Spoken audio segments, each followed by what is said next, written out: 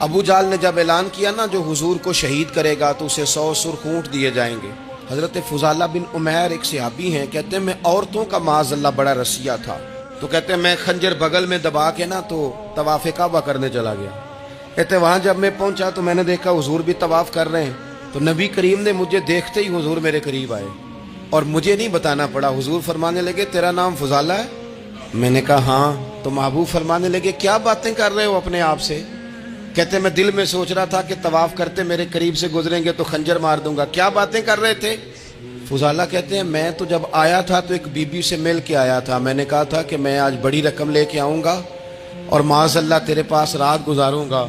کہتے ہیں میں تو اس سے بات کر کے آیا تھا. اب حضور سید عالم صلی اللہ علیہ وسلم نے پوچھا تو فضالہ ہے؟ میں نے کہا ہاں. کیا باتیں کر رہے تھے اپنے آپ سے؟ میں نے جھوٹ بولا. میں نے کہا جی وہ تو میں تو ذکر کر رہا تھا اپنے دل میں. کہتے ہیں حضور مسکرائے اور مسکرا کے فرمانے لگے چل چھوڑ، جس کام آیا تھا وہ کرتا کیوں نہیں؟ میں جو تیرے سامنے کھڑا ہوں تو کرنا. خیال آیا مسلمان نیک و بد پہچان جاتے ہیں اور آقا آدمی کے دل کی باتیں جان جاتے ہیں. کرنا وہ کام. تو فضالہ کہتے ہیں کہ میں کانپ گیا، میرے ہاتھ سے وہ خنجر گر گیا. حضور نے میرے سینے پہ ہاتھ پھیرا، اس طرح پھیرا کہ زندگی میں اتنا سکون کبھی نہیں ملا. میں قرار محسوس کرنے لگا. کہتے ہیں حضور فرمانے لگے کیا وہ وقت نہیں آیا کہ تو کلمہ پڑھ جائے؟ کہتے ہیں میں نے فوراً کہا حضور آ گیا ہے وقت، پڑھائیں مجھے کلمہ.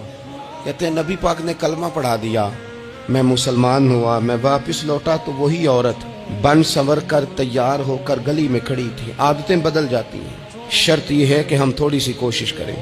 شرط یہ ہے کہ ہم اپنے آپ کو اللہ رسول کی بارگاہ میں پیش کریں.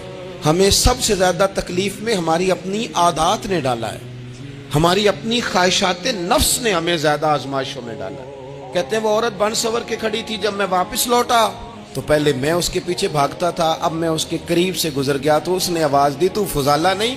کہتے ہیں میری جھکی ہوئی گردن، میں سر نہیں اٹھاتا. مجھے کہنے لگی تو وہ نہیں ہے جو فضالہ ہے؟ میں نے کہا ہوں میں فضالہ، پر وہ والا نہیں جو تجھے ملا کرتا تھا.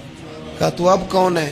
کہنے لگے میرا ٹائٹل بدل گیا ہے، میرا تعارف بدل گیا ہے، اب میں رسول کائنات کا غلام ہو گیا ہوں.